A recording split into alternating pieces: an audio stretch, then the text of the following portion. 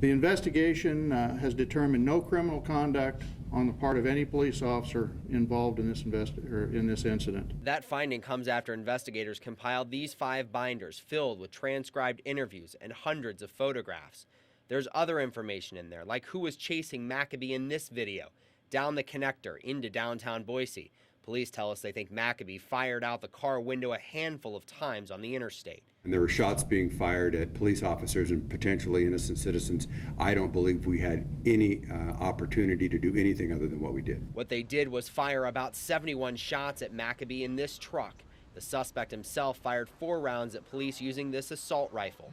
Some people have questioned the suppression fire tactic, but the Ada County Sheriff says look at the proof. A great majority of rounds, I think about 50 or so, hit the vehicle, and he was using his vehicle for cover. So those rounds, the majority of those rounds were going where they were supposed to go. Now this investigation will go to the Ada County prosecutor and the coroner for separate investigations. Each law enforcement agency will also do its own internal analysis to see if any policy changes need to be made.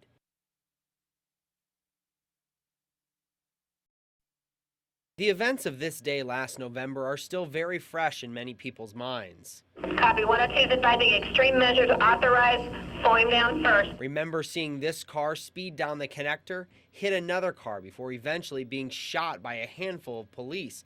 The bullet that killed McAbee fired by a Boise police officer. More than 70 bullets fired in all. I would dare say I could throw an automatic weapon at you and start shooting at you, and I bet you're going to shoot at me a whole bunch of times. The Critical Incident Task Force was assembled to see if there was any criminal wrongdoing by any of the officers. The Critical Incident Task Force investigators interviewed 36 officers from 2 counties, as well as 87 civilian witnesses. The end result, police did nothing wrong. Now each department is checking its own internal policies. For instance, in the middle of the chase, ISP ordered 2 troopers to disengage. Later, ISP realized those cars were leading the chase. We did not fully realize where officers were and their position in the pursuit. If we'd known that then, like we do now, it would have been a different situation. Charbonneau says it was a communication issue. It was much the same situation for Meridian Police. Supervisors had no idea one of their officers was involved in the chase as well.